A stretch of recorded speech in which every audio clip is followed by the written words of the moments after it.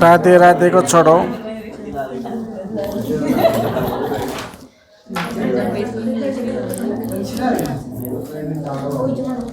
और सुनो, ठीक है? देखो और जानो और सीखो।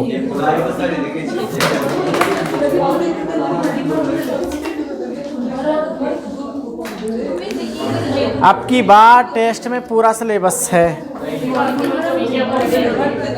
ढंग से तैयार कर लेना है उसको। कब बोला ऐसा? कब बोल दिया मैंने ऐसा? तो अपने हिसाब से कुछ भी बोल देता है। मैंने कब बोल दिया ऐसे? मैंने इसका कहा मोर्फोलॉजी दूंगा, ऐसे कब बोल दिया मैंने? मतलब अपने हिसाब से कुछ भी जोड़ के लगा देते हो, कुछ भी मतलब, कुछ भी मतलब। हाँ हाँ, ये देखो और महारत, मैं वैसे बोला टेस्ट ही नहीं लूंगा। हाँ सुनो बच्चों, आज ध्यान सुनो। आज हम बात करेंगे, ध्यान, आवाज नहीं करनी है, ठीक है? सभी को नमस्ते, गुड मॉर्निंग। आज हम बात करेंगे जो उत्तक तंत्र होता है, यानी पादपों के अंदर टिश्यू सिस्टम पढ़ेंगे, जिसमें 3 प्रकार होते हैं, उनके बारे में जानेंगे। और साथ के साथ उत्तक तंत्र के बारे में बताऊंगा। तो पहले मैं इसके बारे में ऐसे करेंगे हम, जो जड़ होती है ना, जड़ की आंतरिक संरचना सिलेबस में दे रखी है, internal structure of root and stem, जो चाहे डाइकोट हो, एक बीज द्विबीजपत्री हो, चाहे मोनोकोट एक बीजपत्री हो, दोनों के लिए दे रखी है। तो मैं ऐसे करूंगा कि उसको जो द्विबीजपत्री जड़ होती है, मूल होती है, उसकी संरचना के आधार पर मैं क्या बताऊंगा, टिश्यू सिस्टम को बताऊंगा, क्योंकि वैसे आपको समझ में नहीं आएगा, कि डायग्राम से समझेंगे। तो स्टार्ट करते हैं, मैं डायग्राम बनाऊंगा, आप साथ के साथ वो डायग्राम बना ले। उससे हम तीनों जो टिश्यू सिस्टम के 3 भाग होते हैं, जिसमें एपिडर्मल, ग्राउंड यानी भरण उत्तक, और तीसरा होता है सवन, ठीक है? और इससे संबंधित थ्योरी किसने दी थी, वो थ्योरी भी हम जांच लेते हैं। तो एक बार ऐसे करते हैं, हम डायग्राम पढ़ते हैं, उनसे हम जानेंगे इनको, ठीक है? तो देखते हैं, चलो।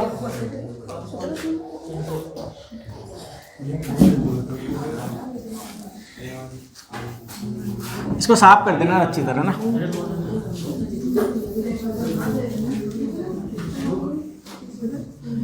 तो 2 टॉपिक हो रहे हैं यहाँ पर, एक साथ 2 टॉपिक कराऊंगा मैं, याद रखना है 2 टॉपिक हो रहे हैं यहाँ पर एक साथ। कौन कौन से 2 टॉपिक आपको बता दूं मैं। एक टॉपिक तो चलेगा अपना टिश्यू सिस्टम। देखो हम पढ़ेंगे प्लांट टिश्यू सिस्टम की बात हो रही है आज, ठीक है? यानी पादप, उत्तक, तंत्र। आप जानते हो, आपको नॉर्मली याद है कि जो कोशिका होती है, कुछ लिखना नहीं है अभी, आपको ये तो मालूम है कि जो सेल होती है, कोशिका, जो जीवन की एक क्या है, इकाई है, संरचनात्मक और क्रियात्मक। यही कोशिका मिलकर उत्तक बनाती है, और उत्तक खूब सारे मिलकर टिश्यू सिस्टम बनाते हैं, यानी उत्तक तंत्र बनाते हैं। और ये सारे के सारे जब उत्तक मिल जाते हैं तो एक अंग का निर्माण हो जाता है, जैसे जड़, तना, पत्ती, फूल। ये ऑर्गन का निर्माण हो गया, ये हम पहले पढ़ चुके हैं, ऑर्गन। और ये ऑर्गन जब सारे मिल जाते हैं तो ऑर्गन तंत्र का निर्माण हो जाता है, यानी अंग तंत्र। और जब अंग तंत्र मिल जाता है तो एक जीव का निर्माण हो जाता है, यानी एक ऑर्गेनिज्म का निर्माण हो जाता है। मतलब एक जीव का निर्माण ऐसे होता है, इस प्रक्रिया द्वारा। तो ऐसे हम जानेंगे। तो ऐसे होता है, हम बात करेंगे प्लांटों वाला की बात कर रहे हैं हम, तो पादप उत्तक तंत्र की बात करेंगे हम, जिसमें 3 हम पढ़ेंगे। ऐसे जंतु में भी होता है, ठीक है? तो चलो बात करते हैं हम। इसको तो आप बता दिए थे, इसको लिखने की जरूरत नहीं है, ठीक है? आगे देखो अब ध्यान से। हम बात करें उत्तक तंत्र की, तो मैं यहाँ पर उत्तक तंत्र प्लस मैं बताऊंगा किसके आधार पर, जड़ की आंतरिक संरचना के आधार पर, और जो भी द्विबीजपत्री उसके आधार पर समझाऊंगा मैं। तो देखो इधर एक टॉपिक और लिख लेना, द्विबीजपत्री,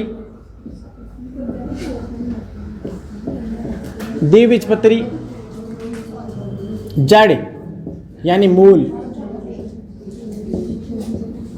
की एनाटॉमी, एनाटॉमी को बोलते हैं हम आंतरिक संरचना, आंतरिक संरचना, ठीक है। तो द्विबीजपत्री जड़ यानी मूल की आंतरिक संरचना को हम टिश्यू सिस्टम के साथ लिंक करेंगे तो ये भी टॉपिक हो जाएगा और ये भी टॉपिक हो जाएगा, दोनों ही कवर हो जाएंगे, ठीक है। ऐसे आपको ये समझ में नहीं आएगा, इसके आधार पर समझ में आ जाएगा, ठीक है। तो मैं डायग्राम बना रहा हूँ यहाँ पर, फिर समझेंगे इसको। तो डायग्राम देखना है आपको, कैसे डायग्राम दे, देखो ध्यान से, सिंपल सा तरीका। जैसे कोई भी पेड़ होता है, पेड़ तो आपने देखा ही होगा, अरे पेड़ तो जानते हो ना पेड़ तो जानते हो, देखो ध्यान से, पेड़ का ये वाला हिस्सा आप जानते हो तना है, ये तो ठीक है तना, और नीचे आप जानते हो जड़ गई, ठीक है, ये जड़े गई। तो ये जो जड़ है ना, जड़, इसका हम सेक्शन यानी टीएस काट काटेंगे। टीएस काट का मतलब हम क्या काटेंगे, टीएस काट यानी ट्रांसवर्स, आवाज नहीं करनी है, ट्रांसवर्स सेक्शन यानी अनुप्रस्थ काट। मतलब ऐसे किसी चीज को हम काटते हैं, ऐसे, इसको बोलते हैं अनुप्रस्थ यानी क्षैतिज, अपनी भाषा में हॉरिजॉन्टल। ऐसे काटते हैं उसको बोलते हैं लंबवत, ठीक है। यानी कोई चीज को हम ऐसे काटें आड़ा तो टीएस, खड़ा काटें तो उसे बोलते हैं वीएस यानी वर्टिकल सेक्शन, और एक तिरछा काटें उसे बोलते हैं ऑब्लिक सेक्शन यानी तिरछी काट। आड़ी काट, खड़ी काट, तिरछी काट। यहां पर हम जड़ की काटेंगे टीएस काट यानी आड़ी। तो ये जड़ है, जड़ की हमने यहां पर टीएस ली है। अब टीएस में कैसे डायग्राम दिखाई देता है तो आपको हम बताते हैं, ठीक है। ये हिस्सा हमने काट लिया है, मतलब ये हिस्सा, ये हिस्सा, तो हमारे पास ये हिस्सा प्राप्त हो गया है। ये जड़, देखो ध्यान से समझो इसको, एक एक चीज आपको बताई दी जाएगी यहां पर, ठीक है। ये है टीएस काट। अब इसके अंदर क्या क्या होता है, अब इसके अंदर ये कि मान लो कि ये से भरा हुआ है, ऐसे ये काट। अब ये रियल में है क्या, कैसे दिखाई देता है, तो मैं यहाँ शो कर रहा हूँ उसको, ठीक है। ये दिखाई कैसे देता है और कैसे क्वेश्चन आते हैं, ठीक है। तो ये कैसे दिखाई देता है, ये काटेंगे तो ये हिस्सा दिखाई देगा। अब ये कैसा है तो उसको यहाँ डायग्राम से शो करते हैं। तो चलो देखते हैं, ये आप नोट कर लो, ये तो आप जानते हो ना, जानते हो ना, ठीक है। वैसे होनहार बच्चे हैं इस क्लास, ठीक है, क्या कहना इस क्लास के बारे में, ठीक है। तो इस हिस्से को देखेंगे हम, तो मैं यहाँ डायग्राम बनाता हूं और फिर समझेंगे।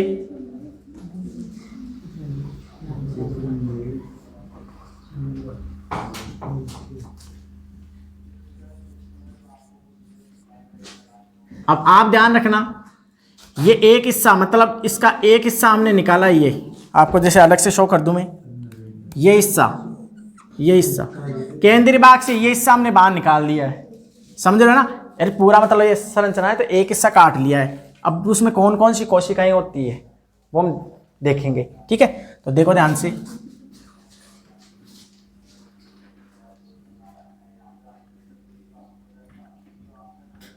ये देखो, ये एक तो ये भाग दिख रहा है आपको, ठीक है। इसके अलावा आपको कुछ कोशिकाएं यहाँ पर दिखाई देगी,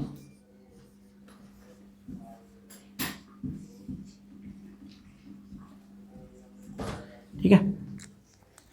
और इसके अलावा फिर यहाँ से अलग से दिखाई देगी खूब सारी कोशिकाएं, और यहाँ से लेकर यहाँ तक, तो इन कोशिकाओं को अलग से नाम दे देंगे हम। तो हम पढ़ रहे हैं जड़ की संरचना भी और उत्तक तंत्र भी। उत्तक तंत्र 3 प्रकार का होता है, वो अभी आपको नाम लिख देंगे, सामने आपको नाम शो कर देंगे। अभी उत्तक जो तंत्र होता है उसके 3 प्रकार हम पढ़ेंगे, और तीनों प्रकार को अभी डायग्राम से हम समझेंगे। तो ये इनके केंद्रक हो गए, ये इनके क्या हो गए, केंद्रक, ठीक है। या आप साथ के साथ बना सकते हो, ठीक है। तो 3 अगर आपको बताऊं तो 3 भाग कौन से थे, एक उत्तक तंत्र के 3 भाग कौन से थे, तो यहां पर अगर शो करूं मैं 3 भाग कौन से थे तो आपको बता दूं, फिर नाम शो कर दूंगा।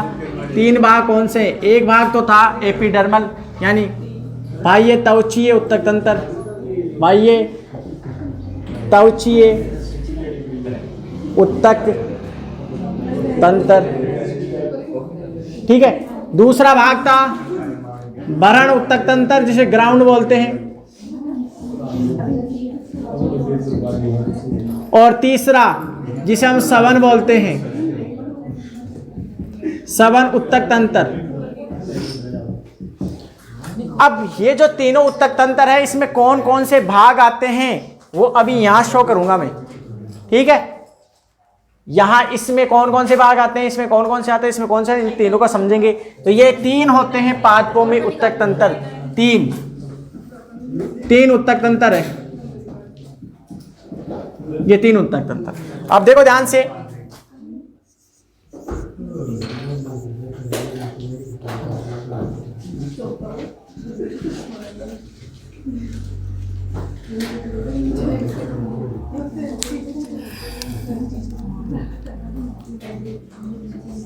ये जो सर्कल है ना, ये पूरा एक जड़ का सर्कल है। ये ऐसी कोशिकाएं दिखाई देगी उसमें। जड़ की जब हम आंतरिक संरचना देखते हैं तो ऐसी संरचनाएं दिखाई देती है आपको। ठीक है बच्चों,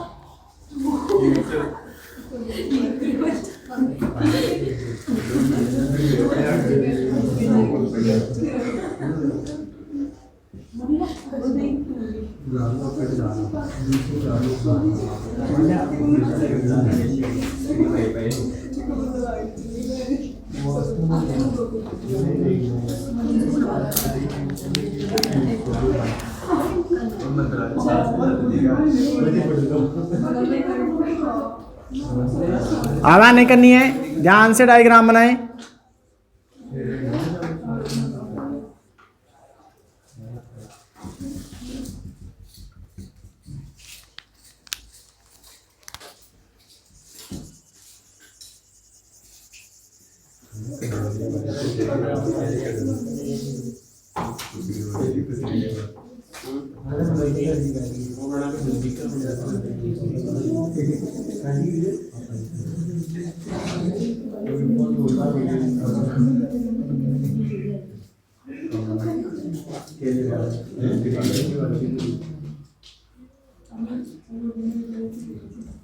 ठीक है, अब ध्यान से देखो ये कौन कौन से भाग हैं भाई। ये त्वचीय उत्तक तंत्र, भरण उत्तक तंत्र, सवन उत्तक तंत्र, इनको हम द्विबीजपत्री जड़ की संरचना के आधार पर समझेंगे। डायग्राम के अभी नाम लिखूंगा यहाँ पर, कैसे कैसे भाग हैं।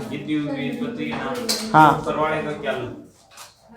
क्या है, क्या संबंध है, मतलब क्या है? मतलब ये कह रहे हैं कि जो उत्तक तंत्र होता है, जैसे आपने बताया कि अभी लिखा था मैंने कि कोशिकाएं मिलकर उत्तक मिलकर उत्तक तंत्र बनाते हैं।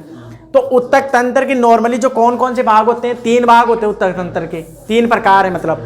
त्वचीय, अब त्वचीय में कौन कौन से आते हैं अभी बताऊंगा मैं, समझाऊंगा एक एक को।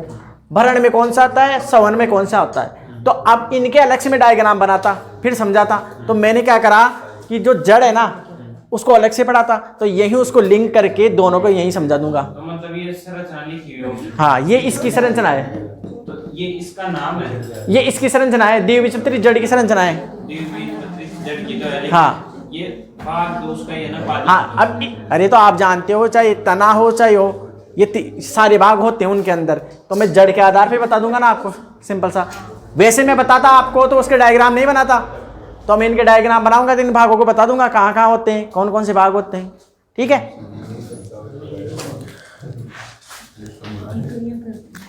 इनके ऊपर ऐसी संरचनाएं बनी होती है, ऐसी। अब देखो मैं एक एक नाम लिख रहा हूं, क्या क्या नाम है इनके। ठीक है, ये आपको जो दिख रहे हैं इनको बोलते हैं मूल रोम। आप इसका डायग्राम बना ले फटाफट, क्योंकि इधर वाला इससे सारे मिटाऊंगा मैं फिर, है ना। मूल रोम, ये आपको जो एक परत दिखाई दे रही है इसे बोलते हैं क्यूटिकल, है ना। और आपको बता दूं क्यूटिकल जो भूमिगत होते हैं उनमें होती नहीं है।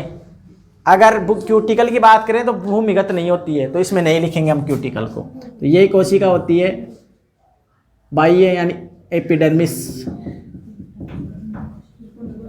एपिडर्मिस जिसे हम बोलते हैं, क्या बोलते हैं हम, बाह्य त्वचा। एपी का मतलब होता है ऊपर। ये जो आपको सेल्स दिख रही है ये बोलते हैं हाइपोडर्मिस, इसे हम बोलते हैं अधो त्वचा। अब ये सारा हिस्सा है ना, ये है सामान्य वलकुट। सामान्य वलकुट यानी जनरल कोर्टेक्स। वलकुट को हम कोर्टेक्स बोलते हैं। जहां भी वलकुट शब्द की बात आती है, हमारी कोशिकाओं में भी वलकुट होती है। ये जरूरी नहीं है वलकुट शब्द जिनमें होता है। जैसे आपने किडनी की आंतरिक संरचना पढ़ी हो, वहां भी वलकुट आता है। ब्रेन की आंतरिक संरचना पढ़ी हो, वहां भी वलकुट शब्द आता है। तो वलकुट ज्यादातर बाहर इसके लिए आता है, मेडुला आंतरिक के लिए आता है। ठीक है, यह आपको जो संरचना दिख रही है इसको बोलते हैं एंडोडर्मिस। एंडो का मतलब आंतरिक यानी अंत है, तो अंतस्त्वचा। इसके अलावा अब ये आगे जो दिखाई दे रही ये संरचना है, इसको बोलते हैं परिरंभ। तो मैं इधर ही लिख रहा हूं सारी बातें। परिरंभ यानी पेरिसाइकल। अभी आपको समझ में आ जाएगा सब। पेरिसाइकल, ये आपको जो दिख रहे हैं ना, इनको बोलते हैं फ्लोएम। फ्लोएम उत्तकम पढ़ चुके हैं। पोषवा उत्तक, ये था फ्लोएम। दिख रहा है यहाँ तक? यहाँ दिख रहा है क्या? ये भी नहीं दिख रहा। ये इधर लिख रहा हूं मैं, इधर। ठीक है, इधर लिख रहा हूं मैं। इसे बोलते हैं फ्लोएम उत्तक। और यह है जाइलम उत्तक। अब नोट करने की बातें बताऊंगा मैं आपको। ये तो है मेटाजाइलम, उल्टा होता है मेटाजाइलम। और यह है प्रोटोजाइलम। और ये जो केंद्रीय भाग है ना, केंद्रीय भाग, इसको बोलते हैं पित्त यानी मज्जा। और मज्जा किडनी बनती है। तो ध्यान से देखो, अब ये नोट करो आप। फिर मैं बताऊंगा कि इसके अंतर्गत क्या आता है, इसके अंतर्गत क्या आता है, इसके अंतर्गत क्या आता है, और एक एक को इस संरचना से हम पढ़ेंगे। ठीक है, नोट करें, उसे पहुंच कर दे ना नीचे वाले। हाँ बोलो। मज्जा यानी पित्त। ये केंद्रीय भाग पेरेन्काइमा कोशिका होती है, उसे अभी ये लिखा दूंगा। ये एजार के इंडार क्या है अभी लिखा दूंगा मैं। ठीक है, देखो तो ध्यान से देखो। द्विबीजत्री जड़ की संरचना देखें हम तो कैसी होती है, और साथ ही साथ उत्तक तंत्र को समझे तो इसमें कौन कौन से भाग आते हैं। तो एक बार आपको मैं नॉर्मली बता दूं, इसमें तो कौन कौन से भाग आते हैं, इसमें कौन कौन से आते हैं, जो आप है ना लिख सकते हो। ठीक है, अब देखो ध्यान से, इसमें तो कौन कौन से भाग आते हैं सुनो। भाई ये त्वची उत्तक तंत्र बोलते हैं, इसे एपिडर्मल टिश्यू सिस्टम। इंग्लिश में क्या बोलते हैं इसे? Epidermal tissue system. ड्रम शब्द बताया था, ड्रम यानी त्वचा, भारी आवरण। जैसे ड्रम नाम पड़ा है, ढोलक वाले का ड्रम बोलते हैं, इसका मतलब आवरण तो है, वही है ना। और डर्मिस यानी त्वचा हो गई, और डर्मोलॉजिस्ट त्वचा रोग विशेषज्ञ यानी चर्म रोग विशेषज्ञ। समझ गया ना। तो देखो ध्यान से, इसमें क्या क्या आता है सुनो। इधर देखो क्या क्या आता है, इसमें क्या क्या आता है वो देखो। एक तो इसमें आता है, देखो हवा नहीं है। एक तो आता है बाह्य त्वचा, इसमें लिख लो, लिखते चलो। बाह्य त्वचा आती है जिसे इंग्लिश में एपिडर्मिस बोलते हैं, लिख लेना है। दूसरा, इसमें आते हैं मूल रोम। अब आप जानते हो तने पर ऊपर तो होते नहीं है मूल रोम, तो मूल रोम होते हैं। मूल रोम तने में एब्सेंट। मैंने साथ ही साथ लिख रहा हूं तने में एब्सेंट। मूल रोम तने का क्या काम है, कि मूल रोमों का काम क्या होता है, जल को, खनिज लवणों को अवशोषित करना, तो जड़ में होंगे। आगे देखो और क्या कहता है, एक आता है रंध्र। रंध्र जिसे स्टोमेटा बोलते हैं, और एक आता है ट्राइकोम जिसे बोलते हैं हम हाँ ये उत्तक में निकला है ना। हाँ ये लाइन, ये तीर का निशानी दिख रहा है क्या, है ना। ट्राइकोम बोलते हैं इसे। तो देखो इसमें क्या क्या आते हैं, बाह्य त्वचा आती है, मूल रोम आते हैं, रंध्र आते हैं और ट्राइकोम होते हैं। इन सब के बारे में पढ़ना है हमें। दूसरे की बात करें भरण ऊतक तंत्र की, तो सुनो भरण ऊतक तंत्र में क्या आता है, लिख लो इन्हें। भरण ऊतक तंत्र में आता है एक तो आती है, ये तो इसका हो गया। भरण ऊतक तंत्र में क्या आता है, एक तो अधो त्वचा, इसके अलावा आता है वलकुट, इसका अलावा आता है अंतस्थ त्वचा जिसे एंडोडर्मिस बोलते हैं, और इसके अलावा आता है, हवा नहीं रे, इसके अलावा आता है परिरंभ, इसके अलावा होता है मज्जा, इसके अलावा होता है मज्जा किण्णे। सुनो ध्यान से, आपको यह हाइपोडर्मिस दिख रही होगी, वलकुट दिख रहा होगा, एंडोडर्मिस, ये तो समझ लो बच्चों, फिर बाद में नहीं बताऊंगा मैं, ठीक है। हाइपोडर्मिस, वलकुट, एंडोडर्मिस, परिरंभ, मज्जा, और इनसे निकलेगी मज्जा किण्णे। ये सारे सारे आते हैं भरण ऊतक तंत्र में। किस में आते हैं, भरण ऊतक तंत्र में, ठीक है। तो ये था पहला, ये था दूसरा, अब ये एक और बच गया, इसको कहाँ लिखे रे, सवन, तीसरा सवन देख लो, सवन ऊतक तंत्र में क्या आते हैं, सवन ऊतक तंत्र में आते हैं जाइलम और फ्लोएम। सीधी सी बात है, सवन ऊतक तंत्र मतलब क्या होता है, जाइलम और फ्लोएम, तो जाइलम व फ्लोएम। अब शांत रहना, ठीक है। जाइलम व फ्लोएम ऊतक तंत्र आते हैं, तो इनको लिख लो किस में क्या आता है, समझ आ गया।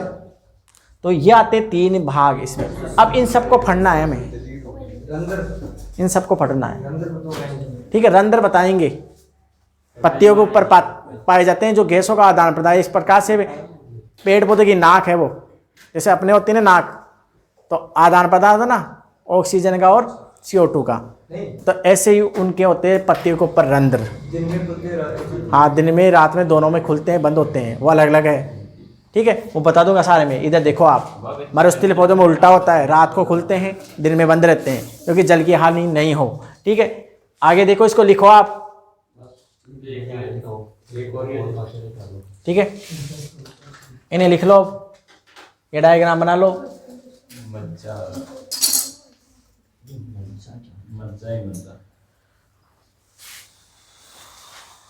ये बना लिए, तो अब देखो, है ना, ये बना लो एक बार, है ना। और मैं इसके सारे नाम इधर लिख देता हूँ, हाँ बस।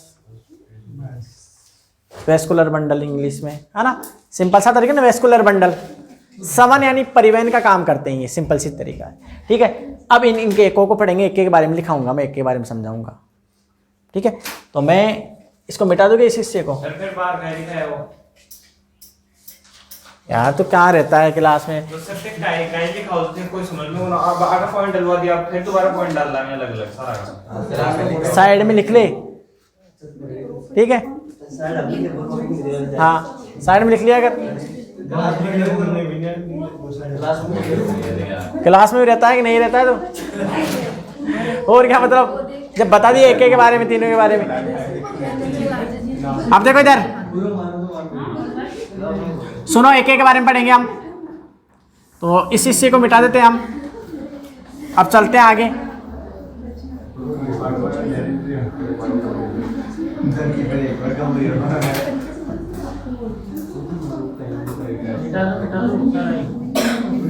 मैं इधर लिख देता हूँ इनके सारे नाम, ठीक, ये सारे नाम इधर लिख देता हूँ। ये तो था, दिखेगा नहीं।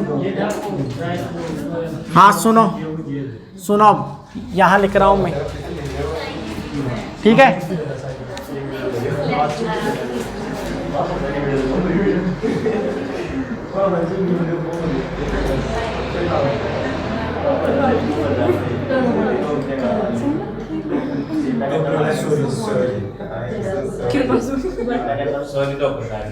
हाँ सुनो रे, इधर देखो, बाह्य त्वचा के बारे में बात करते हैं, क्या क्या आते हैं बाह्य त्वचा के बारे में, सुन लो। इधर देखो बाह्य त्वचा के बारे में मैं यहाँ लिख रहा हूँ सारी बातें। तो पहले हम सबसे पहले पढ़ेंगे हम क्या, बाह्य त्वचीय उत्तक तंत्र। तो हेडिंग लिख लो अब, बाह्य त्वचीय उत्तक तंत्र। बाह्य त्वचीय उत्तक तंत्र, अब इसकी क्या क्या विशेषताएं होती है, इसमें क्या क्या आते हैं, इन सब के बारे में लिखूंगा मैं। रंध्र को अलग से पढ़ा दूंगा मैं, ठीक है। बाकी इनके बारे में लिखो। बाह्य त्वचा की बात करें तो देखो, ये जो आपको परत दिख रही है, नाम ही क्या है, बाह्य। तो जड़ हो, तना हो, पत्ती हो, फूल हो, किसी की भी हम संरचना पढ़ेंगे आंतरिक, तो बाह्य परत होती है ये, ठीक है। हाँ, तो सबसे बाहरी परत लिख लो, सबसे बाहरी सुरक्षात्मक परत, बाह्य सुरक्षात्मक परत है, ठीक है। इसके अलावा ये जो दिख रही है ना, एक कोशिका, अधिकतर ये कोशिका परत होती है, एक ही कोशिकीय है, तो एक कोशिकीय परत, एक कोशिकीय परत होती है।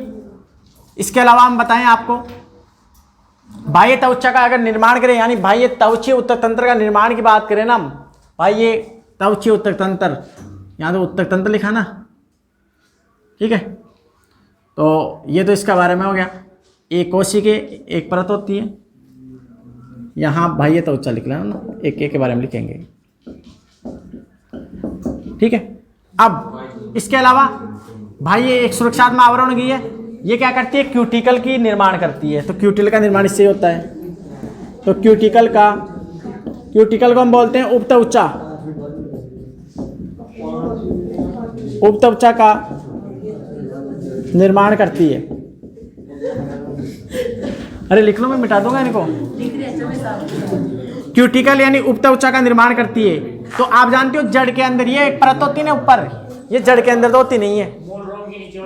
हाँ, जड़ के अंदर तो होती नहीं है। ज्यादातर क्या है, इसका काम क्या होता है, क्यूटिकल का काम होता है जो प्रकाश संश्लेषण है, ठीक है।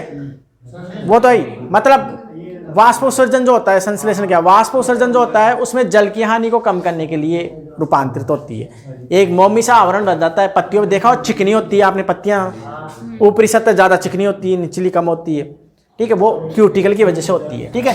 तो क्यूटिकल का निर्माण करता है। ये तो किसका था, बाह्य त्वचा के बारे में लिख लिए,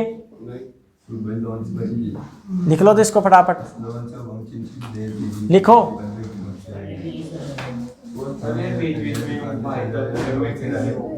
मैंने इसका रहा है, इसके बारे में लिखाऊंगा, इसके सारे प्रकार इनके बारे में लिखाऊंगा, और क्या है मतलब, और कहाँ सीक्वेंस से तो चल रहे हैं सारा, फिर ये सारे खत्म होते हैं, फिर इनके बारे में लिखाऊंगा, और क्या है मतलब।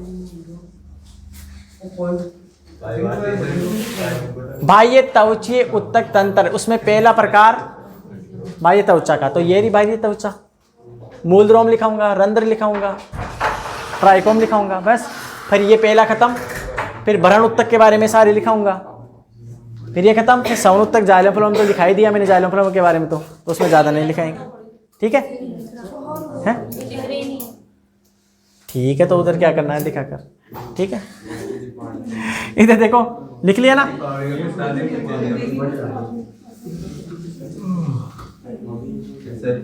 हाँ, इधर देखो रे, इसका दूसरा प्रकार है ना, दूसरा बाह्य त्वचा हो गई। अब होती है क्यूटिकल। तो क्यूटिकल देखो, क्यूटिकल को बोलते हैं उपत्वचा। अब आपको बता दूं, क्यूटिकल है ना, जड़ में तो पाई जाएगी नहीं, ठीक है। तो अरे तो मैं इसे कह रहा हूं कि ये जड़ की संरचना है, क्यूटिकल नहीं होगी, ठीक है। तो क्या होती है क्यूटिकल, मैं लिख देता हूं, जड़ में एब्सेंट, जड़ में एब्सेंट, जड़ में एब्सेंट होती है। बाह्य त्वचा से लिख लो साथ साथ उत्पन्न, बाह्य त्वचा से उत्पन्न, है ना। अरे आपने पत्ती को जब छुआ है, तनों को और इनको, तो चिकने से के साथ होते हैं ना पत्तियां बाहरी, ये क्यूटिकल की वजह से होते हैं। जड़ में एब्सेंट, बाह्य त्वचा से उत्पन्न, है ना। वाष्पोत्सर्जन की दर को कम करना, की दर को कम करना, वाष्पोत्सर्जन की दर को कम करती है। ठीक है, तो ये क्यूटिकल होगी जिसे उपत्वचा कहते हैं। ये इसके बारे में सर है क्या राम का कहानी में समझ नहीं आ रही। मैंने एक एक सीक्वेंस से सारा बता दिया इसमें। एक बार ये देख, तू देखा कि तू बात कर रहा है, ध्यान नहीं दे रहा है तू किधर। सर मान तो और बड़ी तारीफ। मेरी बात सुन, मैंने सीधा सीधा बता रखा है। मतलब एक चीज 3 प्रकार के उत्तक तंत्र होते हैं। पहले में ये भाग होते हैं, उनके बारे में वर्णन कर रहा हूं मैं साथ के साथ। कर रहा हूं कि नहीं कर रहा हूं? उत्तक तंत्र के सारे ऐसे भरण के बारे में 3, इनके बारे में और इस जाइलम फ्लो में पढ़ चुके हैं। ये क्यों करो दो भाई, वो पॉइंट को अब दूसरा पॉइंट चलो, फिर पहला की पॉइंट डाल लो, क्योंकि साथ डाल दो पॉइंट में डाल दिया, वो हमारा गलत होगा। कैसे गलत हो गए मैं दूसरा पेन से लिखता यार? तो एक बार तो इंट्रोडक्शन देना होता है, जरूरी होता है ना इंट्रोडक्शन तो देना। अब मैं ऐसे ही स्टार्ट कर दूंगा डायरेक्ट। आप कहोगे सर कितने पढ़ा रहे, कितने प्रकार है? अभी ऐसे बोलोगे तुम 2 दिन बाद में, थोड़ी देर बाद में आप बताओ क्या बोलोगे? सर कितने प्रकार है, किस किस के प्रकार है, ऐसे ही बोलोगे तुम। बोलोगे ना ऐसे भी, सर इसका ये किसका प्रकार था? अभी डायरेक्ट लिखा था तो ऐसे बोलते तुम। तो मैंने पहले इंट्रोडक्शन दे दिया, एक उसको बोलते हैं कच्चा फ्लो चार्ट, वो दे दिया है मैंने। अब देखो आगे। तो जड़ में एब्सेंट होती है, बाह्य त्वचा से उत्पन्न होती है, वाष्पोत्सर्जन की दर को कम करती है, रंध्रों के खुलने बंद होने से संबंधित होती है। लिख लो। क्यूटिकल जड़ तनापत्ति, जड़ तनापत्ति की बाह्य सतना पर, जड़ अंदर नहीं होगी, मतलब सॉरी, जड़ में एब्सेंट होगी, बाकी तने में पत्ती में पाई जाती है। ठीक है, तो रंध्रों के खुलने व बंद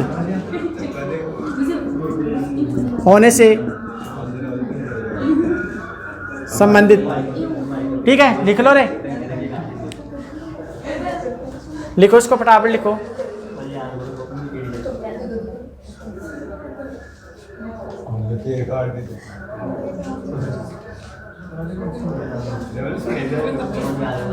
लिखो।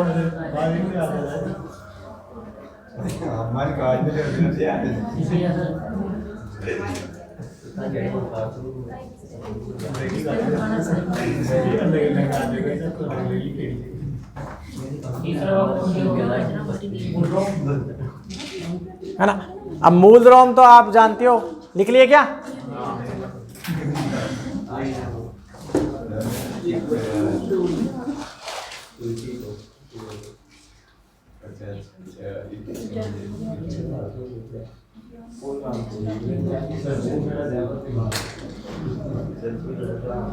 सही है ना?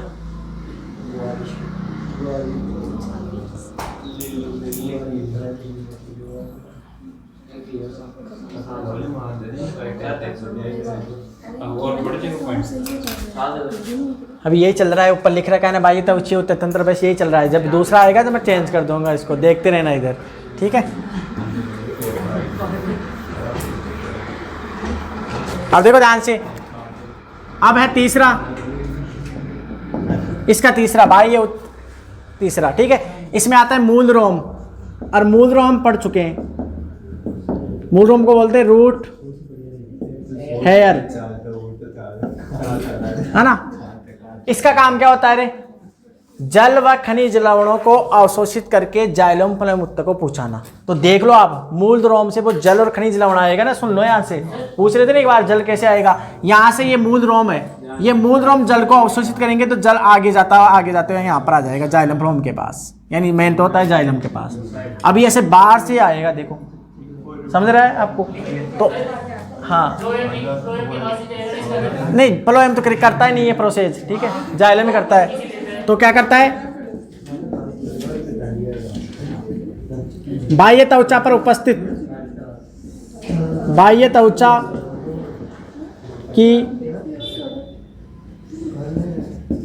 सतह पर उपस्थित अब सोच लिया तू, बहुत सोच लिया। रोम समान संरचना, रोम समान संरचना क्या काम करती है?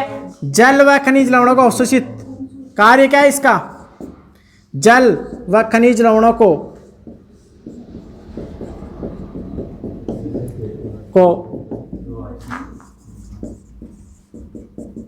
अवशोषित करता है।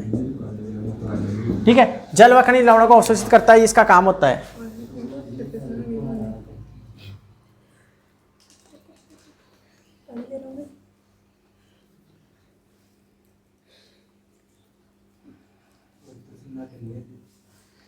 जल व खनिज लवणों को क्या करता है? अवशोषित करते हैं मूल रोम, ये इसका काम होता है मूल रोमों का।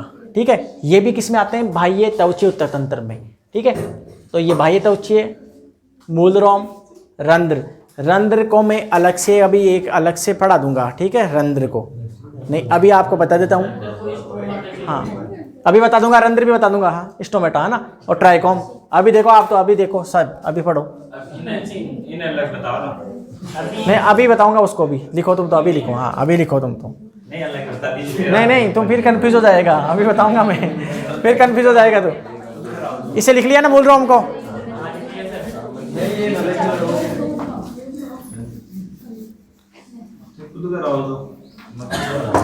आगे देखो रे, रंध्र चौथा भाग, इस पहले का चौथा भाग है। बाह्य त्वचीय उत्तक तंत्र का चौथा भाग है रंध्र। रंध्र यानी स्टोमेटा। अब इसको डायग्राम से समझना चाहता है तो डायग्राम से बताता हूं। इधर देखो, अब इसे बनाते रहना डायग्राम।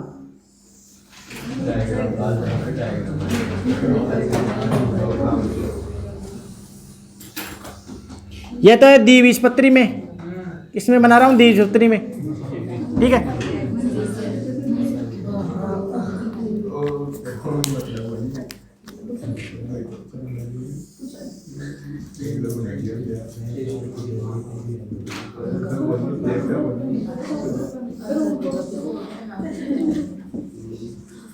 अब देखो ध्यान से, ये तो क्या है? साइड की कोशिकाएं, साइक्सेल।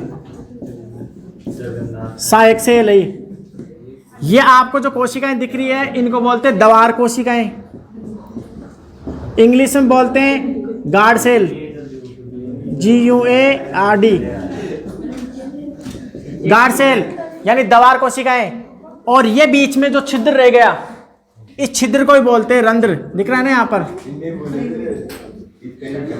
इसे बोलते हैं स्टोमेटा। तो ध्यान से सुनो इधर, जब हम प्रकाश संश्लेषण क्रिया पढ़ेंगे, गैसों का आदान प्रदान पढ़ेंगे ना, उस टाइम फिर आएगा ये टॉपिक, वहां पर और बता दूंगा मैं। तो क्या होता है? ये दवार कोशिकाएं, इसके साइड की कोशिकाएं साई कोशिकाएं होती है, साई कोशिकाएं। और ये बीच का जो छिद्र रह गया, इसी छिद्र को क्या है? छिद्र बंद होता है, खुलता है। तो हम वहां पर पढ़ेंगे, प्लांट फिजियोलॉजी वाले चैप्टर में पढ़ेंगे हम। तो ये रंध्र क्या होता है? खुलता है, बंद होता है, उसमें पोटेशियम आयन काम आता है। नोट करने की बात है, यही क्वेश्चन आता है, रंध्रों के खुलने व बंद होने से संबंधित कौन सा तत्व महत्वपूर्ण होता है? पोटेशियम। पोटेशियम तत्व जो होता है, ये रंध्रों के खुलने व बंद होने से संबंधित है। रंध्रों के, लिख लो इनको, खुलने व बंद होने से संबंधित। रंध्रों के खुलने व बंद होने से संबंधित होता है। और आपको बता दूं, ये जो रंध्र देख रहे हैं ना, किडनी के आकार के हैं। कैसे आकार के रहे हैं? किडनी को इंग्लिश में तो किडनी बोलते हैं, हिंदी में क्या बोलते हैं? वक्रकाकार। वक्राकार, किडनी के आकार के। और ये किडनी के आकार के होते हैं द्विबीजपत्री पौधों में, और एक बीजपत्री में होते हैं डंबलाकार। डंबल होते हैं, डंबल उठाने वाले डंबल। ठीक है, वैसे तो आपको बता दूं, अगर एक बीजपत्री में, ये तो किन में होते हैं? तो यहाँ नोट लिख देता हूँ, यहाँ दिख रहा है ना नोट, यहाँ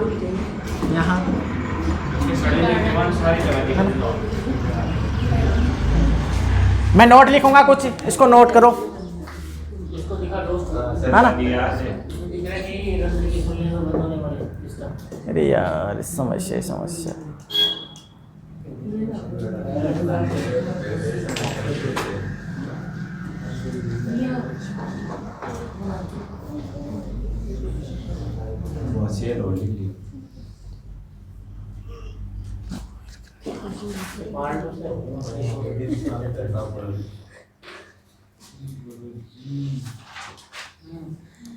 ठीक है।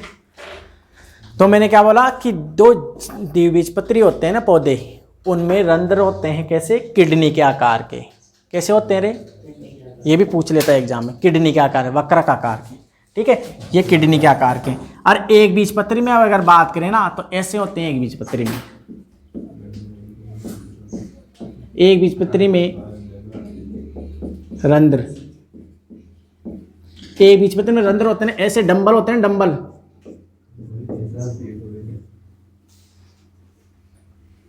ऐसे ऐसे होते हैं। एक बीजपत्र में ऐसे होते हैं डंबलाकार। कैसे होते हैं रंध्र, डंबला, कैसे लिखते हैं डंबला, डंबल शेप है ना, हाँ डंबलाकार, डंबल शेप, डंबल के जैसे होते हैं, डंबल उठाने वाले डंबल जो होते हैं, ठीक है, याद रखना है। तो एक बीजपत्री पौधों में जो रंध्र होते हैं वो डंबलाकार होते हैं, द्विबीजपत्री पौधों में जो रंध्र होते हैं वो वक्रक आकार होते हैं। लिख लेना, नहीं अभी मैं लिखा देता हूँ आपको, ठीक है, लिखा दोगे अभी तो लिखो। तो लिख लिया बच्चों गुरुजी, तो इसको ऑफ कर दे, बताओ 1 मिनट में डट जाओ तो। ठीक है रे, इधर देखो रे, ये नोट याद रखने हैं। मैं जो लिख रहा हूँ वो सारे लिख लो बस, और ज़्यादा सोचने की जरूरत नहीं है। यही तो क्वेश्चन है, यही तो पूछते हैं, ठीक है। लिखो रे नोट, सारे नोट में, नोट पहला जो भी आपकी श्रद्धा भाव से रखना चाहते हो, 500 का, 100 रुपये का रख सकते हो, ठीक है। ये तो देखो रे, आगे देखो, हम बात करते हैं द्विबीजपत्री पौधों में। लिखो इनको, द्विबीजपत्री पौधों में रंध्र, रंध्र का मतलब समझ गए ना, द्वार कोशिकाओं के बीच में जो छिद्र रहता है वही रंध्र कहलाता है। रंध्र का मतलब छिद्र ही होता है, और होता है। तो द्विबीजपत्री पौधों में रंध्र, रंध्र पत्ती की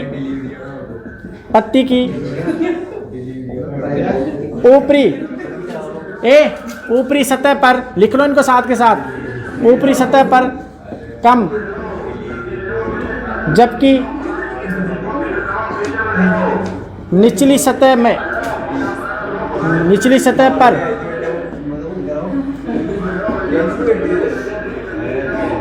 अधिक होते हैं।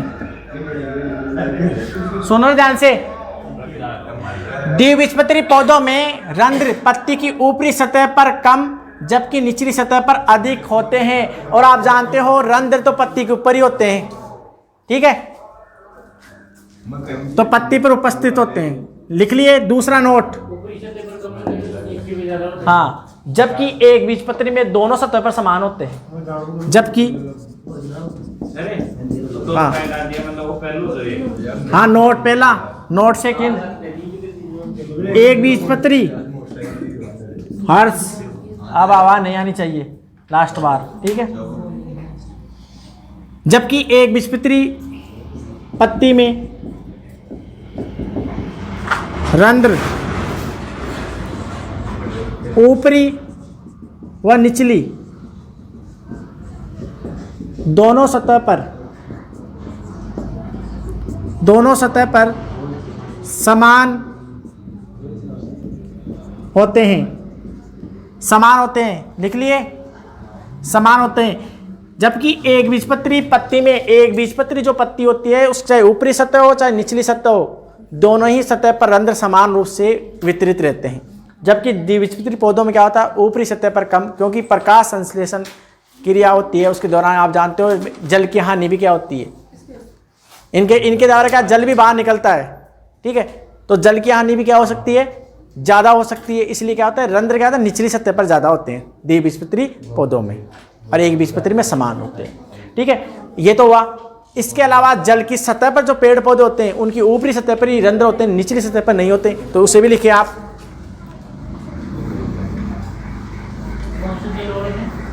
जल की सतह पर, डूबे हुए नहीं, जल की सतह पर, हाँ, जलीय पादपों में, तो लिख लो जलीय पादपों में जल की सतह पर, जल की सतह पर पत्तियों में, केवल पत्तियों में, है ना, में केवल ऊपरी सतह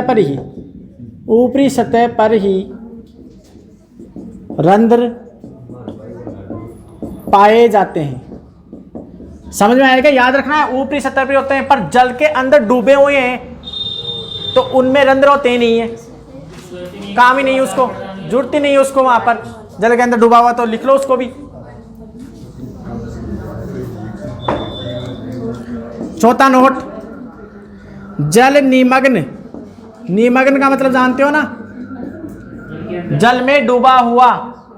जल निमग्न का मतलब होता है जल में डूबा हुआ। तो जल निमग्न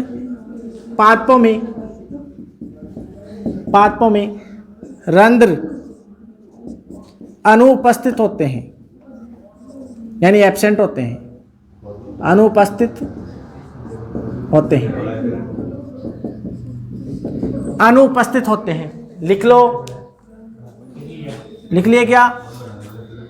ये लिख लिए तो आगे देखो, फिर आगे लिखो रे, आगे 35 होगी। हाँ आगे लिखो रे, रुको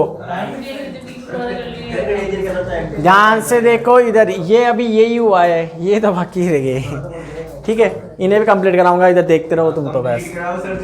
हाँ आज तो नहीं होगा। हाँ इधर देखो, द्विबीजपत्री पौधों में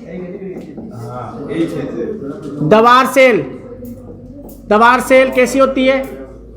वक्र का आकार होती है। ये नोट 5वां है, ठीक है। द्विबीजपत्री नहीं दिख रहा? चलो मैं बोल रहा हूँ, लिख लो ना। द्विबीजपत्री पौधों में दवार कोशिकाएं किडनी के आकार की होती है। वो आप लिख लिए थे, कोई दिक्कत नहीं है, लिख लिए ना। द्विबीजपत्री पौधों में या पत्ती पे होते हैं रंध्र, ठीक है। पत्ती में दवार कोशिकाएं किडनी के आकार की होती है, किडनी के आकार की होती है, जबकि किडनी के आकार की होती है ना, है ना। रंध्र नहीं, दवार कोशिकाएं, रंध्र थोड़ी होंगे, रंध्र तो छिद्र है, ठीक है। जबकि एक बीजपत्री में किडनी के आकार के होते हैं, ठीक है, जो अपने हिसाब से मांग होगी, जैसे जाएगी 2 लाख 3 लाख 4 लाख, ठीक है, वो तो डिमांड के हिसाब से। दूसरा फ्री में भी जा सकती है, ठीक है। अब देखो, जबकि एक बीजपत्री में डंबल आकार के होते हैं, डंबल के समान होते हैं, डंबल के समान होते हैं, ठीक है, डंबल के समान होते हैं। लिख लिए क्या ये बच्चों? लिख लिए क्या? ठीक है। जबकि एक बीजपत्री में दवार कोशिकाएं डंबल के आकार की होती है, ठीक है। अब देखो, अब ट्राइकोम्स बचा है। ट्राइकोम्स क्या है? और रंध्रों के खुलने होने से बंद होने से संबंधित तत्व कौन सा होता है? रंध्रों के खुलने बंद होने से संबंधित तत्व पोटेशियम तत्व, याद रखना है।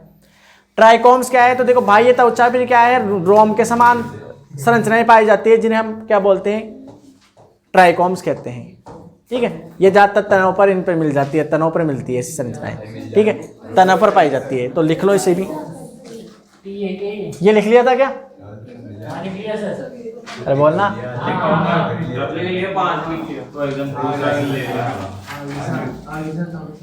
तो ये ट्राइकोम्स क्या है? ट्राइकोम्स भी लिख लो। ट्राइकोम भाई, ये त्वचा पर, हाँ 5 पॉइंट, इसका 5 हुआ ना भाई। त्वचा पर उपस्थित,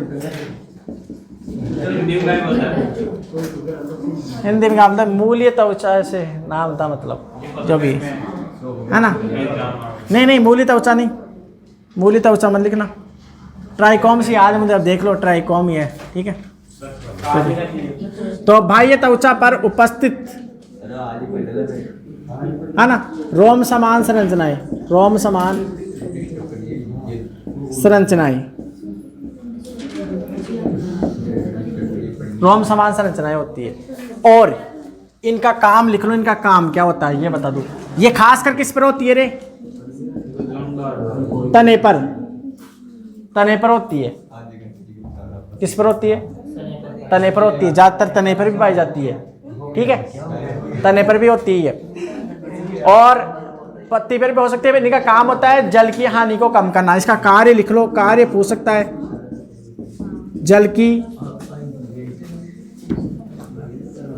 हानि को रोकना। ये इसका इंपॉर्टेंट है, जल की हानि को रोकते हैं ट्राइकोम से, ये याद रखना है बस। जल की हानि को रोकने का काम करते हैं, ठीक है। हाँ हाँ नहीं बोला है मैंने, नानी कहाँ बोला है, ठीक है।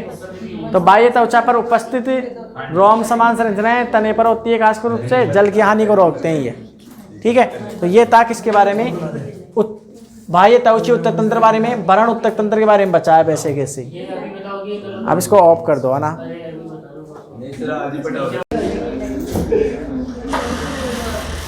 अरे गेट में बंद कर दे, काय काम तो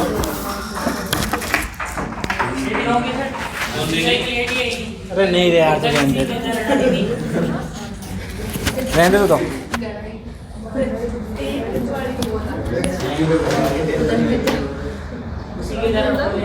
साफ नहीं दिखेगा तो छोड़ो उसको, मैं कर दूंगा एडजस्ट। हाँ सुनो रे, इसको तो चालू कर दिया ना।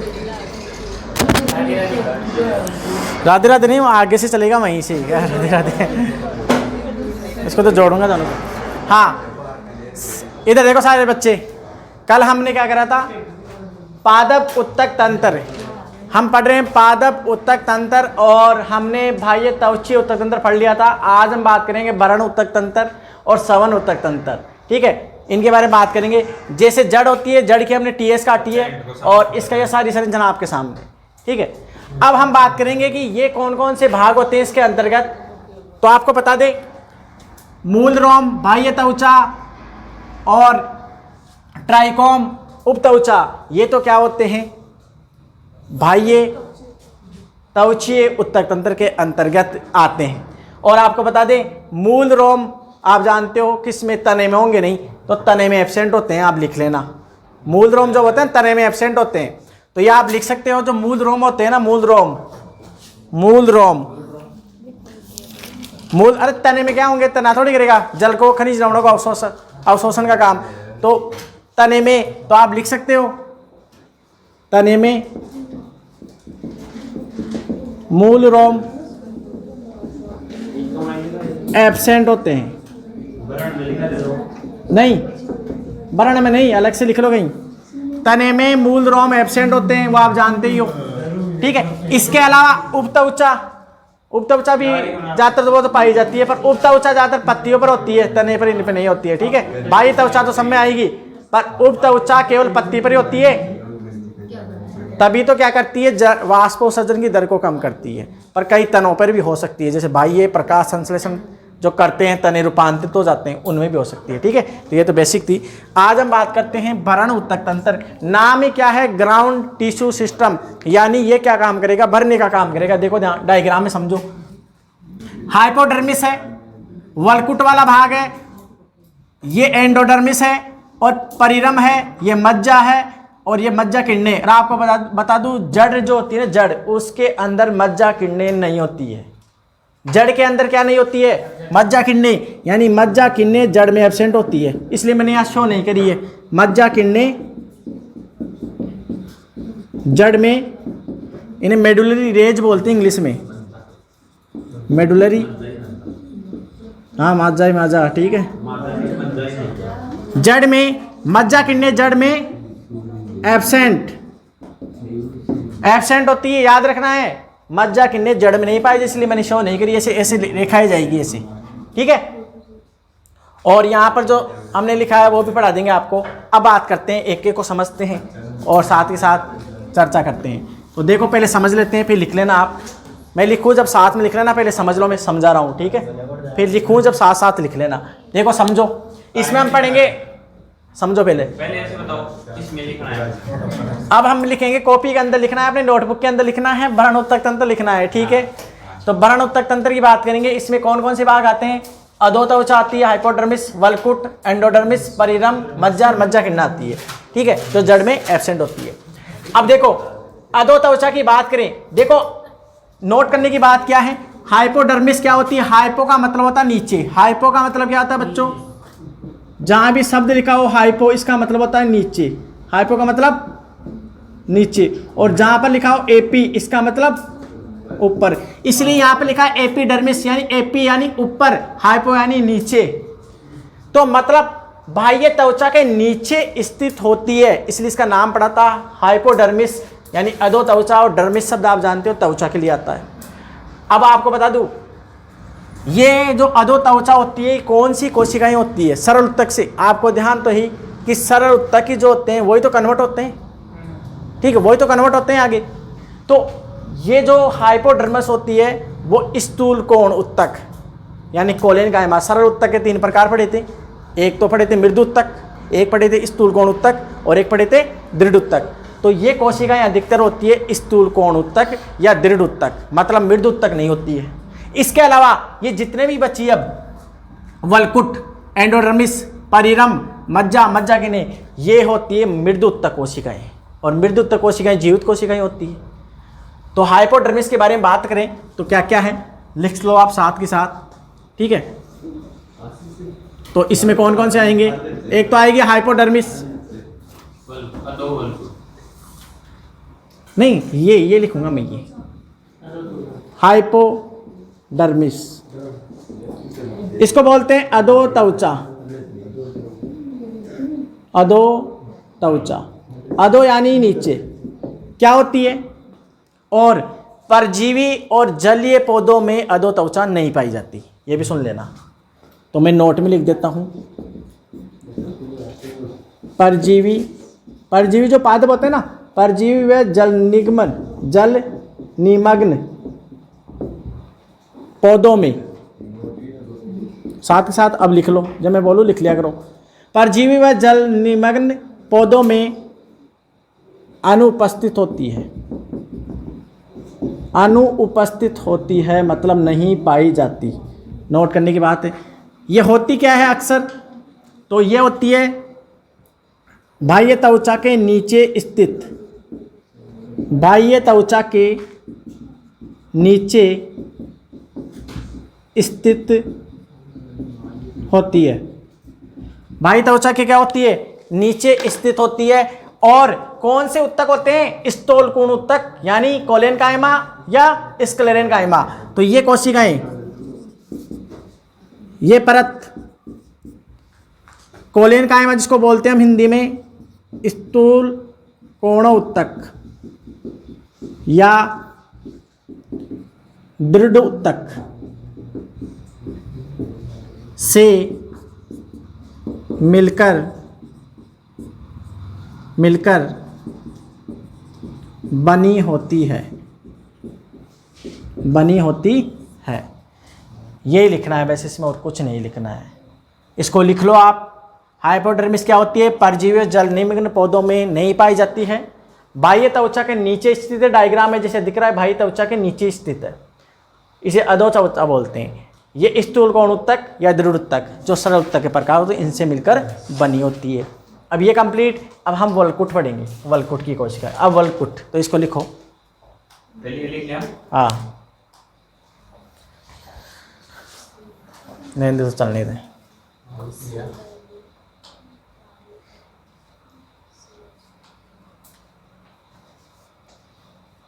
पहले समझ लो, फिर साथ साथ लिख लिया करो मेरे, ठीक है।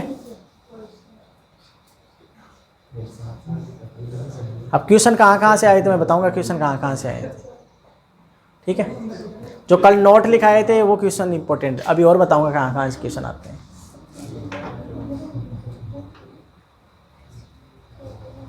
राहुल, बस आनंद है अपने भी।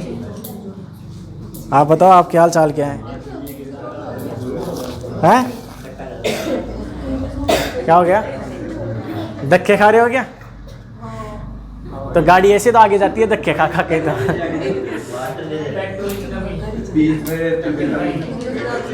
लिख लिए। इधर देखो वलकुट को पढ़ते हैं।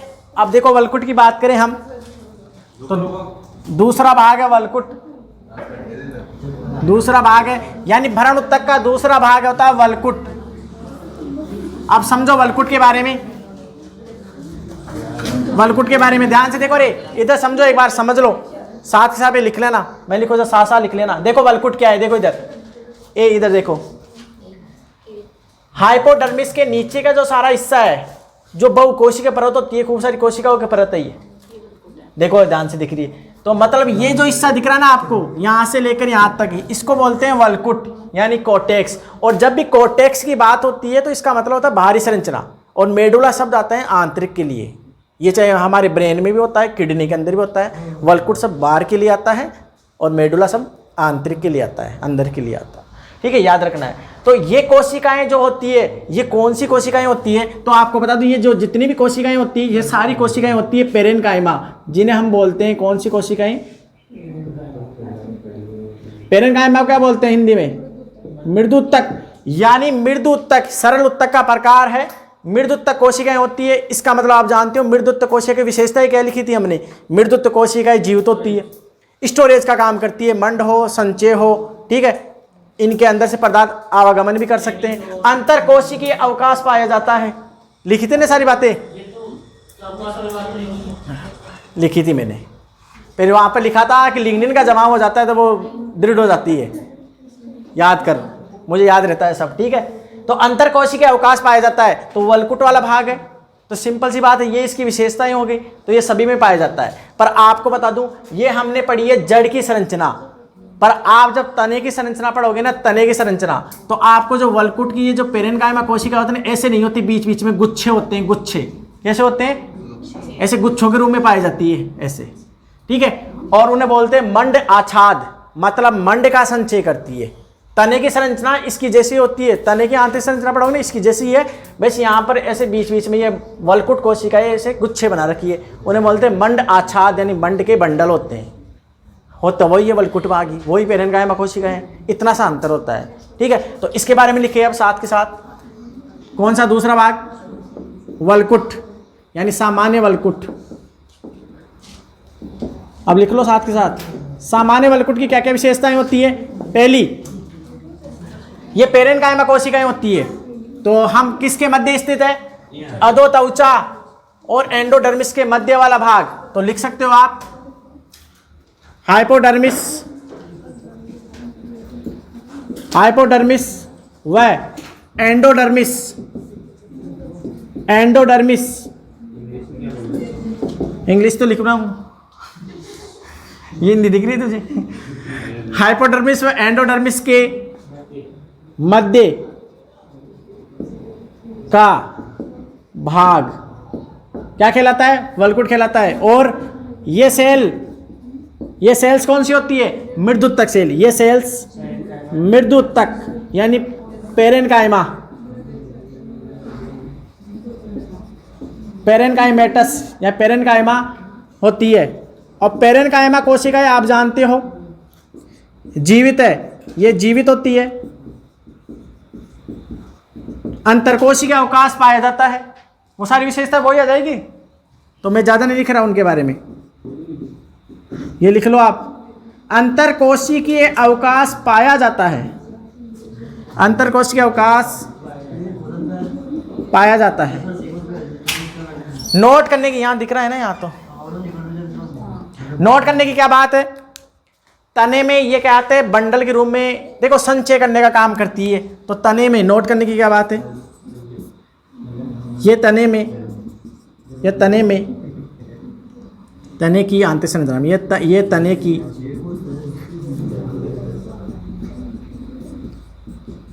आंतरिक संरचना में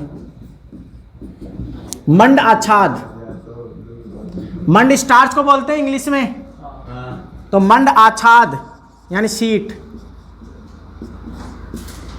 के रूप में पाई जाती है।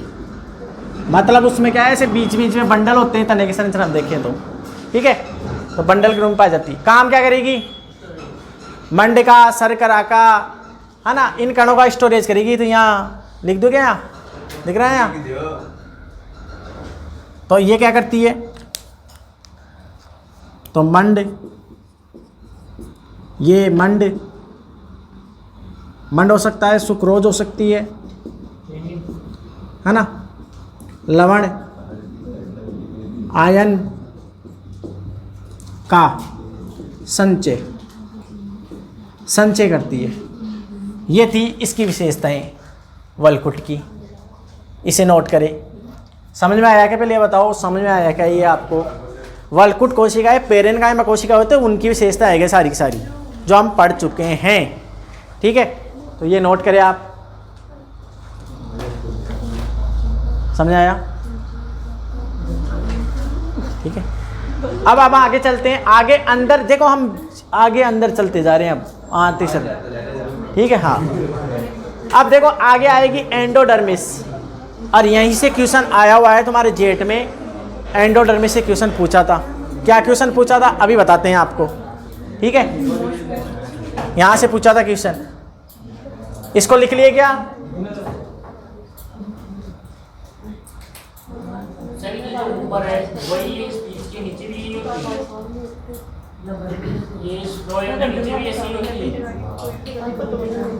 नहीं, फ्लोम के नीचे नहीं है,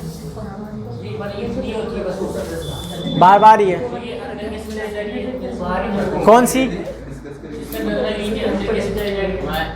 ये, अरे ये देख, जड़ की संरचना। अरे कोई चीज, मान लो ये हमारा हाथ है ना, ये जड़ है, इसको ऐसे काट दिया, तो काटने के बाद ऊपर से ऐसे हिस्सा दिखाई देगा, तो उसके एक कोने का अंतर अध्ययन कर रहे हैं हम। एक कोने का अध्ययन, ऐसे जड़ का अध्ययन कर रहे हैं। तो एक कोना ऐसे चारों तरफ है ये, तो चारों तरफ ऐसे रिंग बन गई। ये रिंग, ये जो आ रही ना परिरम, ये चारों ओर ऐसे, तो ये हिस्सा है ना, ये यहाँ भी है, यहाँ भी है, यहाँ भी, यहाँ भी, ये एंडोडर्मिस यहाँ भी है, यहाँ भी है, ऐसे चारों ओर।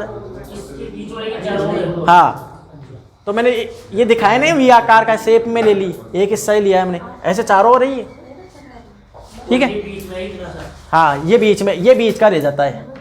ये केंद्रीय भाग हो गया, मतलब ये केंद्र में होता है, मतलब ये केंद्र में आ जाता है, मतलब ये केंद्र में है, मतलब अब इसके चारों ओर ये भाग है। ठीक है, तो ऐसे तो हम भाई तो ऊंचे से वरण उत्तक की ओर पढ़ रहे हैं। वरण का मतलब क्या? बनने का काम करता है, ग्राउंड करता है, ग्राउंड ये।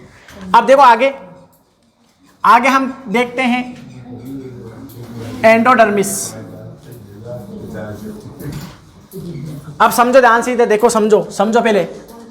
एंडोडर्मिस की बात करें तो ध्यान से देखो, ये जो परिरम है, ये जाइलम और प्लोएम उत्तक, ये प्लोएम उत्तक, ये जाइलम उत्तक, इन दोनों को बोलते हैं समन उत्तक, यानी समन उत्तक तंत्र के अंतर्गत आती है। इसके बाहर की ओर जो सीमा होती है उसे बोलते हैं परिरम, जो भी पेरेनकाइमा कोशिका होती है। इसके बाहर की ओर चारों ओर जो एक परत जा रही है से, ठीक है, कोशिका परत, उसे बोलते हैं एंडोडर्मिस। और आपको बता दूं एंडोडर्मिस क्या होती है, तो एंडोडर्मिस एक प्रकार से पेरेनकाइमा या कोशिकाएं या दृढ़ उत्तक कोशिकाएं हो सकती है, या तो पेरेनकाइमा कोशिकाएं हो सकती है या दृढ़ उत्तक कोशिकाएं हो सकती है। इनमें क्या होता है? सुबेरिन का जमाव हो जाता है। क्या जमाव हो जाता है? सुबेरिन या लिग्निन। तो किताब अगर एनसीईआरटी के अकॉर्डिंग देखें हम, तो एनसीईआरटी में लिख रखा है सुबेरिन का जमाव हो जाता है। और सुबेरिन का इनमें जब जमाव हो जाता है ना इनके अंदर, ठीक है, सुबेरिन का जब जमाव हो जाता है तो आपको बता दें ये जल के लिए अपारगम्य होता है। सुबेरिन क्या होता है?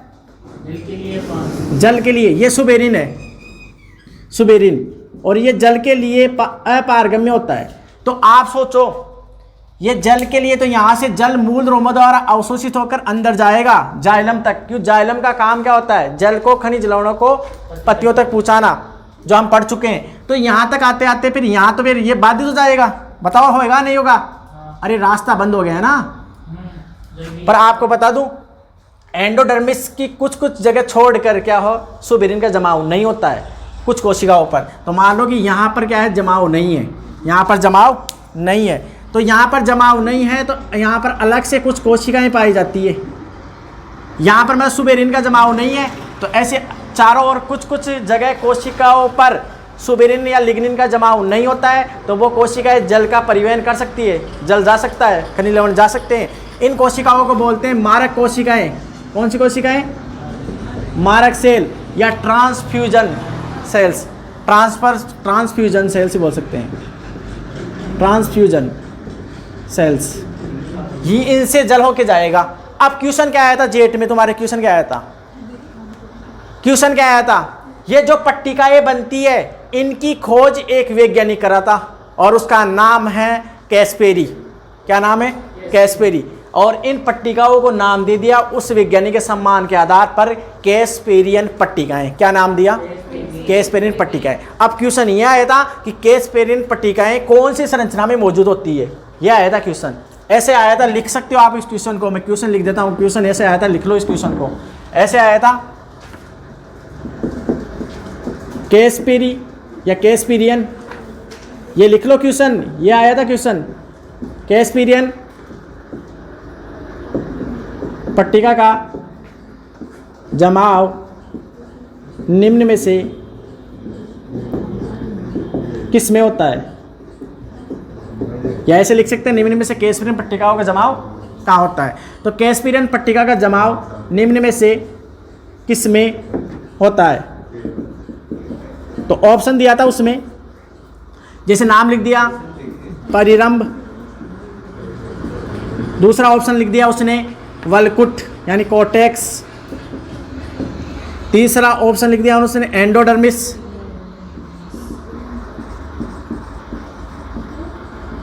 और चौथा ऑप्शन लिख दिया उसने हाइपोडर्मिस। तो आंसर क्या आएगा बच्चों? आंसर क्या आएगा इसका? कैस्पेरियन पट्टिका कैस्पेरी वैज्ञानिक खोजी थी, तो इसी एंडोडर्मिस में पाई जाती है। सुबेरिन का जमाव होता है। कौन से पदार्थ का जमाव होता है? लिग्निन या सुबेरिन। पर एनसीईआरटी का कोडिंग याद रखें तो सुबेरिन जमाव होता है। यह आंसर आ जाएगा इसका, लिख लो इसको। अब इसकी ये विशेषताएं लिखनी है जो अभी छाप लेना आप, ठीक है? समझ आया? ऐसे आते हैं क्वेश्चन। मेरा क्या, मैं तो डायरेक्ट लिखा देता क्वेश्चन, इतना क्यों जंजाल फैलाता ही, इतना समझाता यहाँ यहाँ ये होता है। डायरेक्ट पे डायरेक्ट कहाँ होता है कि मतलब किस जगह होता है? एक बार स्ट्रक्चर बताना जरूर है ना। तो मैंने दो टॉपिकों के साथ लेकर पाद उत्तक तंत्र और द्वितीय जड़ की संरचना दोनों को एक जगह करके कॉम्बो में कर दिया मैंने कंप्लीट, ठीक है? तो ये क्वेश्चन लिखो और अब इसके बारे में लिखो, एंडोडर्मिस के बारे में। मिटा दें?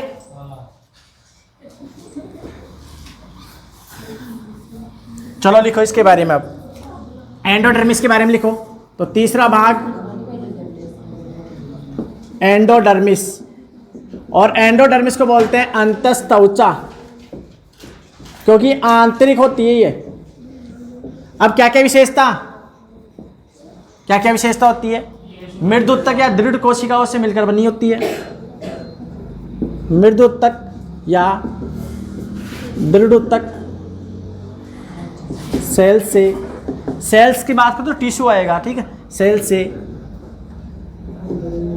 मिलकर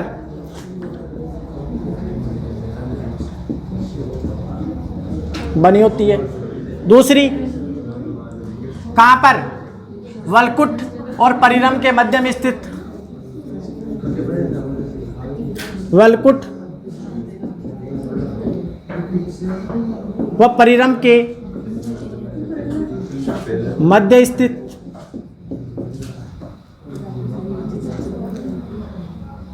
क्या होता है? सुबेरिन के जमाव के कारण। सुबेरिन याद रखना है, सुबेरिन, इसको याद रखना है, सुबेरिन। किताब में अगर सुबेरिन नहीं आए तो फिर लिग्निन लिख लेना या लिग्निन, पर आपको एनसीईआरटी का अकॉर्डिंग देखो तो सुबेरिन याद रखना है, इसको अंडरलाइन कर लेना, ठीक है? तो सुबेरिन या लिग्निन के जमाव के कारण जल के लिए अपारगम्य होती है। मतलब इसमें जल होकर नहीं जाएगा, ठीक है?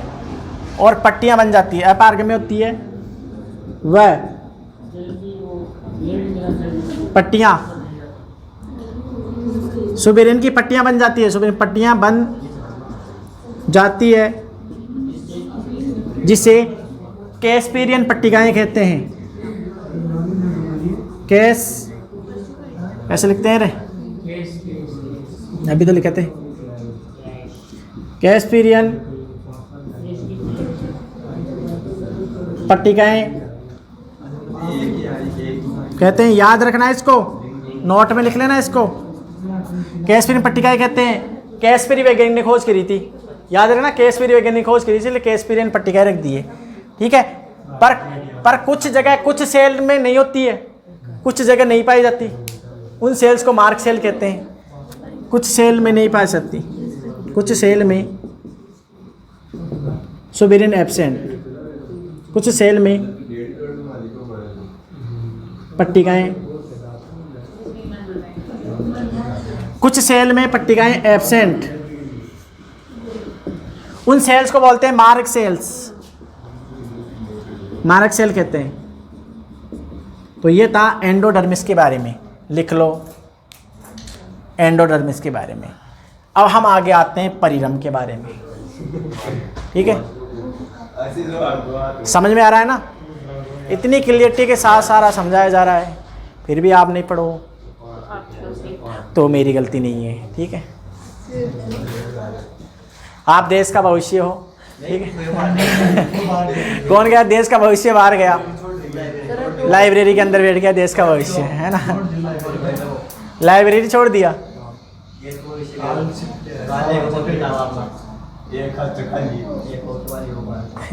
चलो लिख लिए क्या, इनमें तो ज़्यादा नहीं है, जाइलम फ्लोएम में तो ज़्यादा नहीं लिखाऊंगा, क्योंकि मैं पढ़ा दिया पूरा जाइलम फ्लोएम की कोशिकाएं, उसमें तो 2-3-4 लाइन लिखाऊंगा मैं, ठीक है। इसको देखो एक बार, मिटा दे, ये तो चल रहा है ना।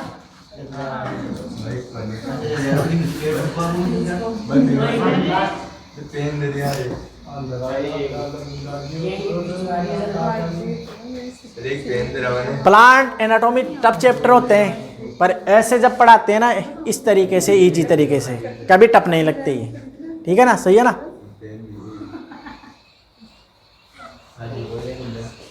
हाँ मिटा दे रे, और बच्चों बोलो रे।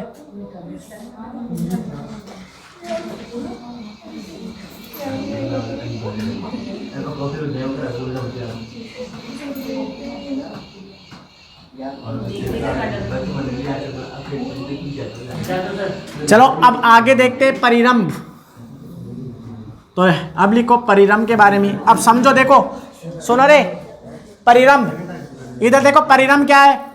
परिरंभ की बात करें तो जो सवन उत्तक फ्लोएम और जाइलम होते हैं, उनके बाहर ही एक चारों ओर एक परत जा रही है, चारों ओर एक सर्कल बन रहा है, इसको बोलते हैं, इस सीमा परत को ही बोलते हैं परिरंभ। और ये होती है पेरेन्काइमा कोशिकाएं, यानी जीवित कोशिकाएं। बस इतना सा लिखना है तो लिख लो।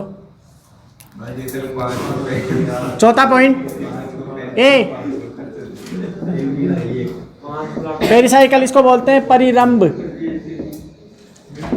अब आपके दिमाग में ये नहीं आया कि रंभ किसे कहते हैं, रंभ, रंभ नहीं रे, ये टल्ली नहीं होना यहाँ पर रंभ लेकर। रंभ की बात कर रहा हूँ, रंभ की नहीं बात कर रहा मैं।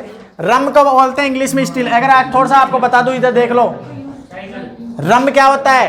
तो रंभ का मतलब होता है जो केंद्रीय भाग में जाइलम और फ्लोएम होते हैं, इस भाग को ही बोलते हैं रंभ, यानी स्टील। इंग्लिश में बोलते हैं स्टील, रंभ को इंग्लिश में स्टील बोलते हैं, ठीक है, केंद्रीय भाग में। तो जाइलम फ्लोएम को रंभ भाग बोलते हैं हम, ठीक है। अब देखो आगे परिरंभ क्या है। तो सवन उत्तक की सीमा परत, सीमा वाली जो परत है ना, सीमा की परत है ना, सवन उत्तक की सीमा की परत, सीमा परत परिरंभ कहलाती है। दूसरी बात, ये पेरेन्काइमा कोशिकाएं होती है।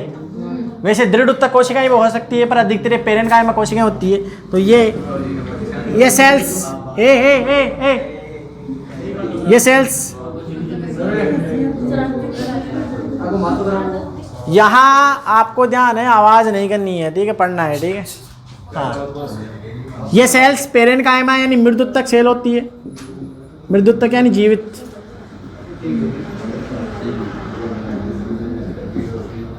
होती है, ठीक है। तो ये इनका क्या है, ये केंद्रीय भाग जो जाइलम फ्लोएम इसके चारों ओर सीमा बनाती है, एक सुरक्षा का काम कर रही है, परिरम बोलते हैं। बस ये इसके बारे में था, ठीक है। ये भी लिख लो। अब बचा है मज्जा और मज्जा किडनी, तो इसमें भी कुछ नहीं लिखना है, थोड़ा सा लिखना है बस, फिर ये जाइलम फ्लोएम बचेंगे, ठीक है। लिख लो रे।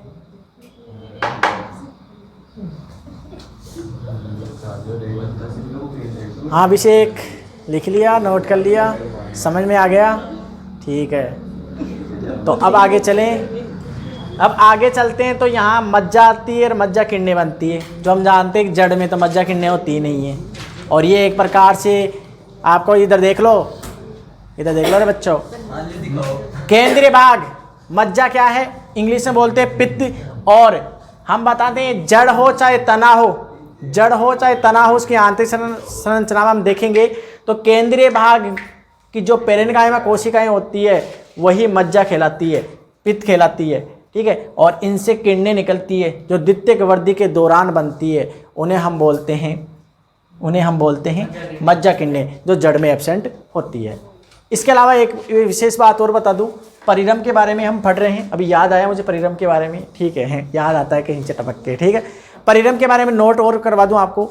इसमें नोट क्या करना है तो सुनो, परिरम के बारे में नोट। अभी अगला मत लिखना, मैंने सवन एदा लिखा था, सवन एदा द्वारा लिखा था ना, वेस्कुलर कैम्बियम, सवन एदा द्वारा द्वितीयक जाइलम द्वितीयक फ्लोएम का निर्माण होता है, लिखा था कि नहीं लिखा था।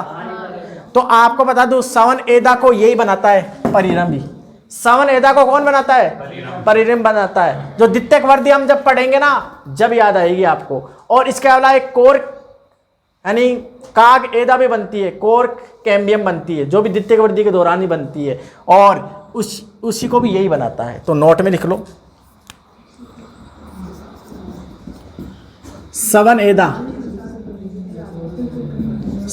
एदा को हम बोलते हैं वैस्कुलर कैम्बियम का निर्माण करती है। कौन करता है, परिरम। सवन एदा का निर्माण परिरम करता है, इसे लिख लो पूरा, परिरम करता है। इसके अलावा कोर्क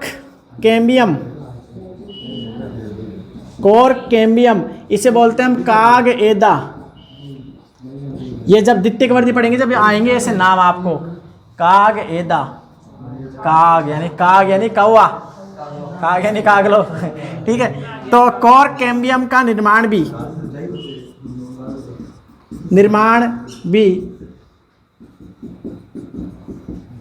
परिरम द्वारा ही होता है,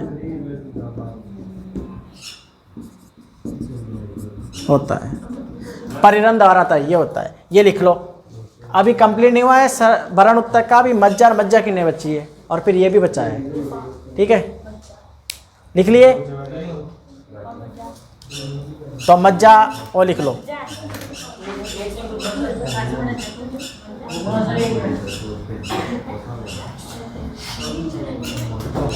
मज्जा। तो अगला पॉइंट, पांचवा पॉइंट, मज्जा यानी इसको बोलते हैं पित्त, और मज्जा किडनी।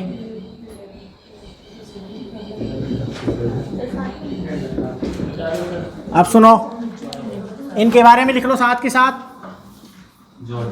तो देखो इधर, जड़ व तने की का केंद्रीय भाग मज्जा कहलाता है। जड़ व तने का, हाँ दोनों एक साथ ही। जड़ व तने का केंद्रीय भाग मज्जा कहलाता है। जड़ व तने का केंद्रीय भाग मज्जा कहलाता है। और ये ये सेल्स मृदुत्तक होती है। ये सेल्स कौन सी होती है? मृदुत्तक। और आपको बता दूं, जड़ में मज्जा किरणें नहीं होती है। तो मज्जा किरणें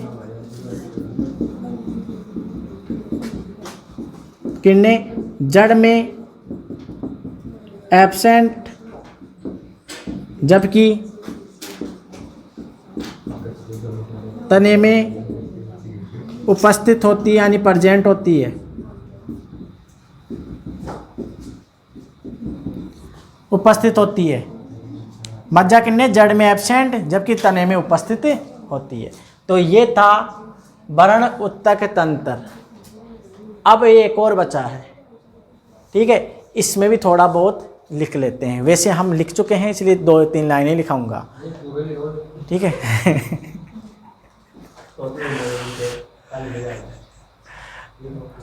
अभी लिखाएंगे ना, इसको लिखो पहले, और फिर आपको 3 सिद्धांत लिखाऊंगा अलग से इसके बाद। ऑन किसने दिया था, किसके लिया था, इम्पोर्टेंट है, और एक तो आया हुआ है, क्योंकि ये जो पढ़ रहा है तो इसी से मैं बताऊंगा। जितना पढ़ा दिए सारा, जितने पढ़ा दिए सारे दिए। चैप्टर भी जोड़ना चाहो तो तुम्हारी इच्छा। ये चैप्टर ये नहीं देंगे, है ना? हाँ, प्लांट एनाटॉमी नहीं देंगे। टेंशन करा दे, मैं देखो कोई बात नहीं, धरती पर बोझ कम हो रहा है।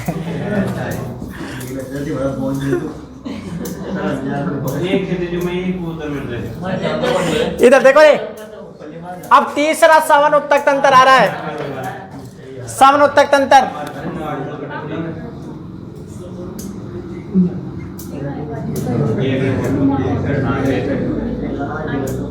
अब सवन उत्तक तंत्र के बारे में सुन लो ध्यान से। देखो इधर, ये सुन लो। जड़ हो, तना हो, उसके केंद्रीय भाग में पाए जाते हैं फ्लोएम और जाइलम। जाइलम फ्लोएम उत्तक को ही बोलते हैं जटिल उत्तक, और इन्हें बोलते हैं सवन उत्तक, क्योंकि ये परिवहन का काम करते हैं, भोजन। तो फ्लोएम तो क्या करता है, भोजन को पत्तियों से अन्य भागों तक पहुंचाने का काम करता है, और जाइलम उत्तक क्या करता है, जल खनिज लवणों को अवशोषित करके पत्तियों तक पहुंचाए ताकि प्रकाश संश्लेषण क्रिया हो।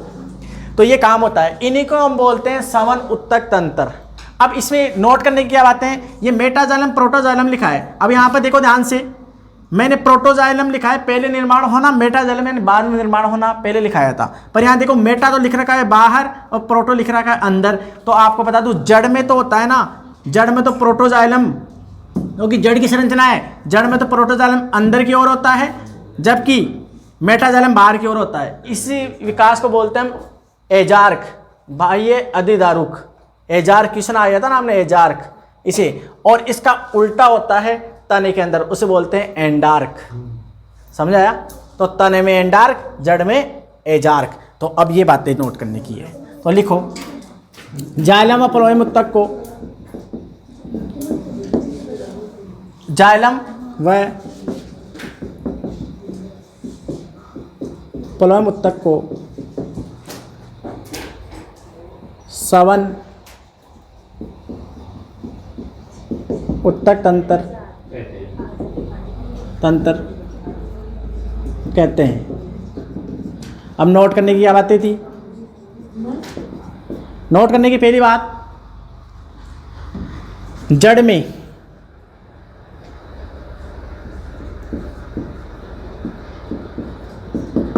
में प्रोटोजाइलम, जड़ में प्रोटोजाइलम के अंदर की ओर और जबकि मेटाजाइलम परिधि की ओर। परिधि की ओर बोले तो किसकी ओर? परिरम की ओर, की ओर होता है। इसे बाह्य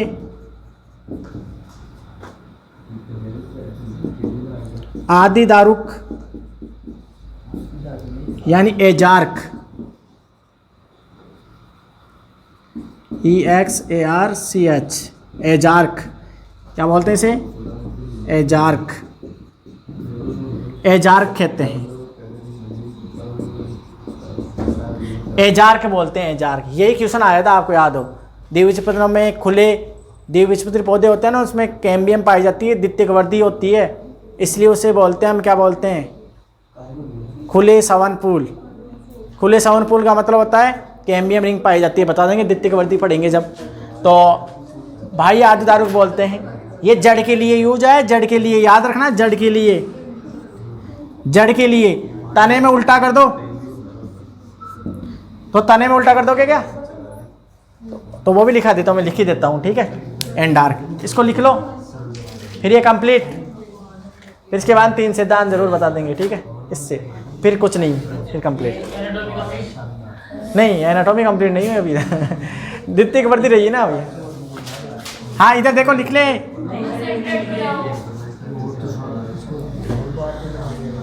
थोड़ी देर की बात और है बच्चों, अभी हम इंडार्क भी लिखेंगे। ये था एजार्क, अब लिखेंगे इंडार्क। टाइम को मत देखो, टाइम हो गया मेरा, ठीक है? टाइम मत देखो, ठीक है? ये तो देखो, इसको कंप्लीट करेंगे, इसे कंप्लीट करूंगा मैं, इसको कंप्लीट करके जाऊंगा। सुनो, हाँ नहीं अभी रुको, अरे उसमें कुछ नहीं है, 3 सिद्धांत थे, 3 जनों ने दिए, बस नाम लिखाऊंगा। ये कंप्लीट हो गया कि जो बोर्ड पे यार जब बना रखा है तो साथ के साथ लिख लो ना। मैं पूछ रहा हूँ, ये टॉपिक लिख रहे हो ना, ये हाँ ये कंप्लीट हो गया। हाँ अब क्या करोगे? 3 सिद्धांत दिए थे, जो 3 सिद्धांत 3 वैज्ञानिक ने दिए थे, बस वो नाम लिखाऊंगा बस। अब देखो, देखो इधर, ये भी लिख लो साथ के साथ। तने में, अरे इसी में ही अभी जो लिख रहे थे ना, उसी में नोट करके लिख लो। तने में प्रोटोजाइलम, तने में प्रोटोजाइलम। देखो यहाँ पर प्रोटोजाइलम अंदर है, तने में इधर होता है, तो तने में प्रोटोजाइलम, परिधि की ओर, जबकि मेटाजाइलम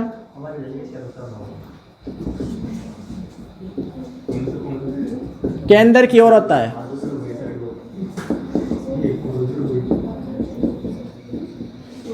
इसे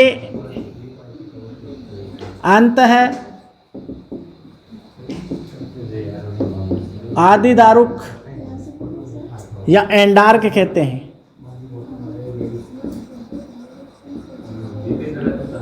अब वो क्वेश्चन जो आपने पूछा था वो देख लेना क्या था क्वेश्चन। एंडार्क कहते हैं, ठीक है? अब ये हुआ इसके बारे में। अब मैं 3 सिद्धांत लिखाऊंगा जो इम्पोर्टेंट हैं, डायरेक्ट उनके बारे में पूछते हैं, इसे आप नोट करें। इस नाम वैज्ञानिक नाम, नाम वैज्ञानिक नाम, बस बस ठीक है, शाबाश, ऐसे बच्चों की तलाश है मुझे, ठीक है? हाँ इधर देखो, 3 सिद्धांत ये लिख लिए क्या? अरे तुम्हारे लिए मतलब इम्पोर्टेंट है वो सिद्धांत। जैसे आपको हैंस्टीन का सिद्धांत, उत्तेजन सिद्धांत दिया था हैंस्टीन ने, आया हुआ क्वेश्चन है वो, हिस्ट्रोजन थ्योरी। अब उसे नहीं लिखाऊं, मेरा क्या, मत लिखो मत लिखो अपना क्या है। सुनो रे, आपको बता दूं वो सिद्धांत किससे संबंधित है, बता दूं। आप जानते हो पहले विभिज उत्तक का निर्माण होता है, बाद में स्थायी उत्तकों का निर्माण होता है। ये बाद के उत्तक है सारे। तो विभिज उत्तक के जो शीर्ष प्रभाविता होती है ना, शीर्ष प्रभाविता, शीर्ष भाग पर कैसे मतलब डबल होते हैं, तो कौन कौन से उत्तक निर्माण होता है, उसके लिए 3 सिद्धांत दिए गए थे। यानी मैं ऐसे करा हूँ विभिज उत्तक के लिए, तो ये लिख लेना, आप लिख लो साथ के साथ।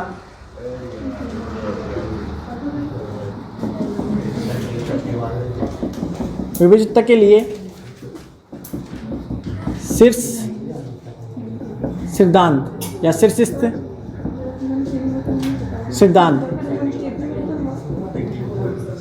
विभिज उत्तक के लिए शीर्ष सिद्धांत दिए थे। वो किस किसने दिए थे, देखो एक बात बताऊं आपको, एक तो था शीर्षस्थ, एक तो नाम ही ऐसे रख दिया था शीर्षस्थ सिरदान,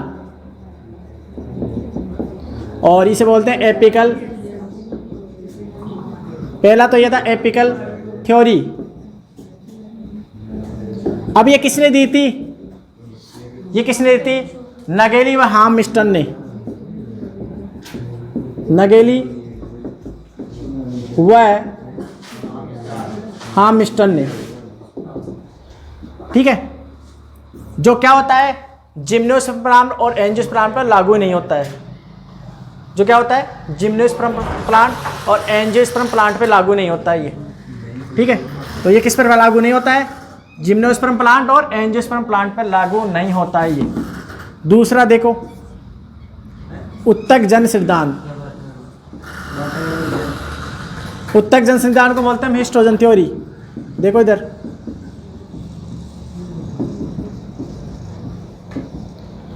और ये सिद्धांत दिया था हैंस्टीन ने। ये क्वेश्चन आया था,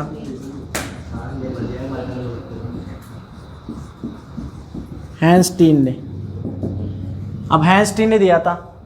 अब इसमें बताऊं क्या क्या होता है इसमें। ये जो लिख रखा ना, ये तो था भाई तवचीय, डर्मेटोजन, ये पेरिबलेम, वल्कुटजन। मतलब यहाँ पर लिख देता हूँ, इसको ऐसे लिख लो आप, याद रहेगा फिर। इसने 3 सिद्धांत दिए, तो क्या क्या कौन कौन से परतें बताई थी, ये दिख रहा है ना यहाँ तक, ये दिख रहा है, ठीक है। ये तो किसने बताया था? देखो, एक तो डर्मेटोजन, जिसे बोलते हैं त्वचाजन, हिंदी में क्या बोलते हैं? त्वचाजन। और इससे ही ये उत्तक तंत्र निकल के आया था, ये उत्तक तंत्र, इसे याद रहेगा, है ना भाई। ये त्वचीय उत्तक तंत्र। इसके अलावा ये इसके लिए दिया था, इसको बोलते हैं पेरिबलेम, पेरिबलेम जिसे बोलते हैं वल्कुटजन, वल्कुटजन। और वल्कुटजन के बता दूं तो ये भरण उत्तक बनाता है इसको, भरण उत्तक, भरण उत्तक तंत्र।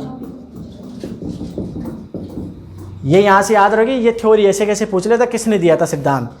तो ये उत्तकजन सिद्धांत दिया ना हैंस्टीन ने, ये तो बताए थे। त्वचाजन इसमें यहाँ आ गया, पेरिबेलम में ये वल्कुट वाला भाग आ गया, और लास्ट में ये आ जाएगा जिसे बोलते हैं प्लूरोम, प्लूरोम।